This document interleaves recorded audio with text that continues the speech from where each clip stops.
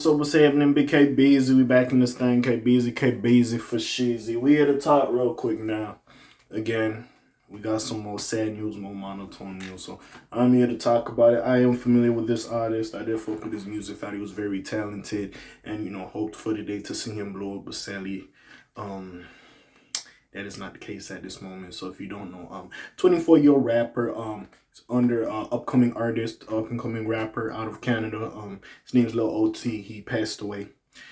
He got caught up in a parking lot shooting. He was allegedly at some mall in Burlington, if you don't understand. So basically, Canada, I know Toronto. So nigga, as you move through, like how there's like different boroughs, there's different spots. So basically, to explain it in layman's terms, like he's in Ontario, which Toronto is in, but there's like Toronto stuff in different spots. Anyways, Burlington is a different spot inside of Canada, Toronto, whatever the fuck you want to say it for niggas that's not from over here to explain to you. Basically, he was a couple hours away from Toronto, and basically he was somewhere allegedly he was in a parking lot around like 10 p.m. I believe. I don't know if he just finished shopping at the mall. The mall was closed and apparently got caught up over there. So before I really get into the story and get the proper details, I just want to say first of all my condolences to the friends and the family. Of course, the fans, if you listen to his music. Again, I've been rocking with his music for a bit now, and it is sad. So much talent, so much potential, and in general, he seemed like a nice dude. Now, this is not the first attempt on his life. There has been a couple attempts on his life. He's been locked up for like some a little bit. I believe he got locked up around COVID. He got locked up in 2020, then again in like 2022 and 2023, or even 2021. I forgot exactly when it was. But again, it's not the first attempt, and he was an artist who really rapped about what he lived. But yeah, he just got caught up. People was trying to do stuff to him again. Street life, he had some ops, he had some people that didn't want the best for him. And sadly, he got caught up in this situation. So again, it's sad because very, very talented. Very talented. But again, like I always say in a lot of these videos, man, I don't condone it, but I understand in the aspect of, again, y'all in this life, who knows? And especially if you listen to O.T.'s music a lot, he talked about a lot of his partners who passed away. So again, who knows if whoever he had issues with, you know what I'm saying, there was disrespect, people died on both sides, and motherfuckers was trying to get active, you know what I'm saying? Like, again, don't condone it, but understand. It gets to the point where at certain times when you see motherfuckers in this street shit, again, it might be idiotic to some, but there's an understanding. Doesn't mean it's the best thing to happen, but there is an understanding. It's not just no random activity, if that's what you're trying to say. But anyways, let's get into it. Game Meek Mill said it best, man. Really over nothing. Tell me what it's worth. Trying to take you out the game just to put you on a shirt, man. It's crazy. Anyways. Two men opened fire on Lil O.T. in a Burlington parking lot and later fled the scene in a white SUV. It's been a dark couple of days for the loved ones of Hamilton rapper Ambrose from Hamilton, which I don't know why he was in Burlington, but whatever. Omir Naz Muhammad, otherwise known as Lil O.T., on February 9th, the 24-year-old was shot at a Burlington parking lot. I believe it was in the mall. Two gunmen opened fire. And I don't know why he was in the mall like that because the mall was closed. I don't know if bro was trying to catch a plate. Like, I really don't know. But anyways. Reports that police found him in the parking lot bleeding and he was promptly rushed to the hospital. Tragically, he did not survive the attack. Authorities believe he was targeted and that there is no threat to the public. They are currently searching for two suspects who fled the scene in a white SUV.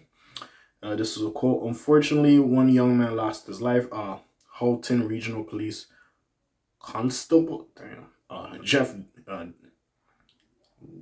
DeLeon said during the press conference yesterday, when you are in a wide open parking lot like this and a gun is fired, it was lucky that nobody else was struck. It shows a rampant disregard for anyone else who may have been there. This wasn't Lil O.T.'s first run-in with gun violence. In 2023, his family home was struck with approximately 52 bullets. Yo, that's insane.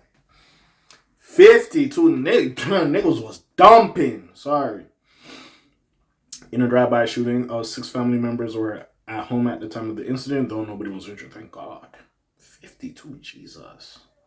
Over 2 years later, I'm gonna fuck up these names. Zach Hussein pled guilty to discharging a firearm with intent to endanger life of unknown persons and possessing a firearm while prohibited.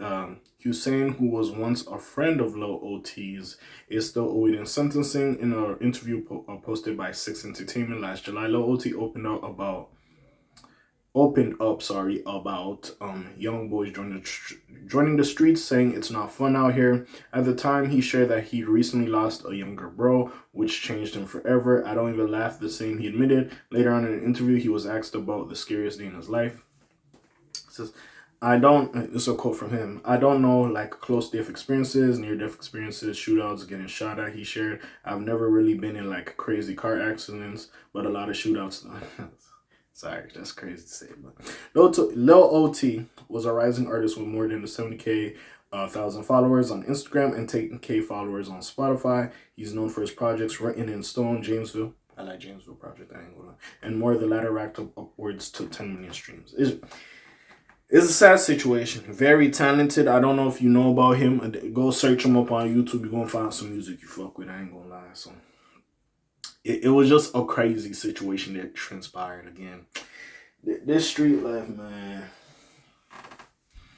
But like I said, when you jump in this shit, you gotta know, bro. You can't do dirt in this shit and try to do something to somebody and not expect somebody to not come do something to you. That's what you gotta understand. We was taught as young, every action has an equal and opposite reaction.